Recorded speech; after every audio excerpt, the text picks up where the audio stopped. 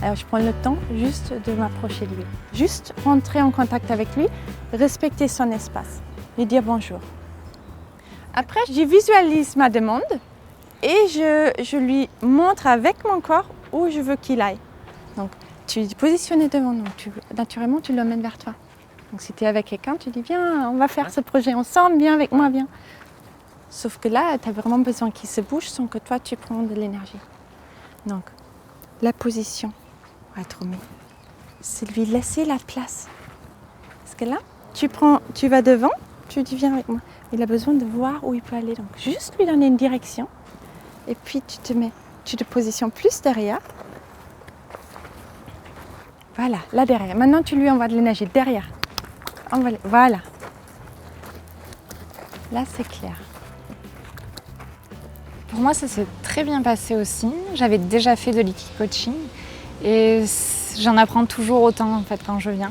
Et c'est ça que je trouve génial parce que ça permet de mettre en application ce qu'on a déjà appris la dernière fois, mais d'aller encore plus loin.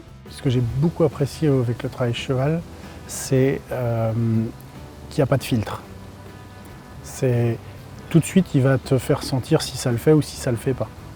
Si ça le fait pas, ça le fait pas, hein, peu importe la cause, mais au moins ça va très vite. On s'est croisés à peu près 3 heures. En 3 heures, j'ai eu l'impression de faire plusieurs jours de contact avec de l'humain, avec des hommes ou des femmes. Il y a toujours une petite part de filtre qui est là.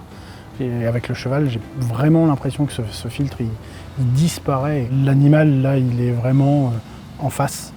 Il redonne vraiment et il a bien montré peut-être même certaines choses que je pouvais savoir par ailleurs, mais que c'était pas encore calé, qu'il fallait réajuster des niveaux, plus, moins. Et lui, vraiment, à ce niveau-là, c'est très fort, très, très vite, très, très rapide et très clair. C'est ça, c'est vraiment le cheval miroir et ça c'est extraordinaire en fait, qu'il puisse nous renvoyer en fait, nous, ce qui se passe chez nous, notre comportement. Ce qui m'a marqué, c'est la réaction très rapide du cheval. Ça nous permet d'essayer de corriger le tir, de faire ça aussi assez vite.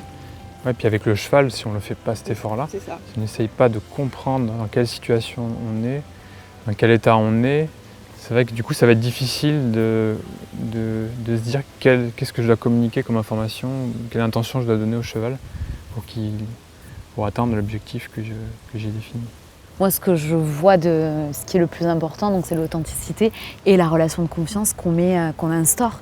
S'il n'y a pas de relation de confiance, on peut pas travailler ensemble, c'est pas possible. Ça me donne envie de mettre en place certaines choses dans mon quotidien au travail pour pouvoir justement améliorer, que ce soit mon travail individuel, un travail sur moi-même, ou pour le collectif, pour justement améliorer les échanges, le travail ensemble, le collaboratif. Il y a des émotions qui nous ont traversées, dont toi aussi tu as une émotion qui t'a traversée.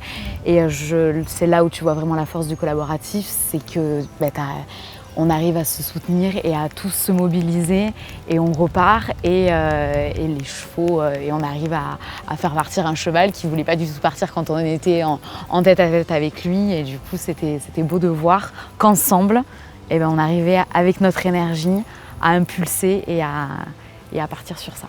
On travaille ensemble et on grandit ensemble.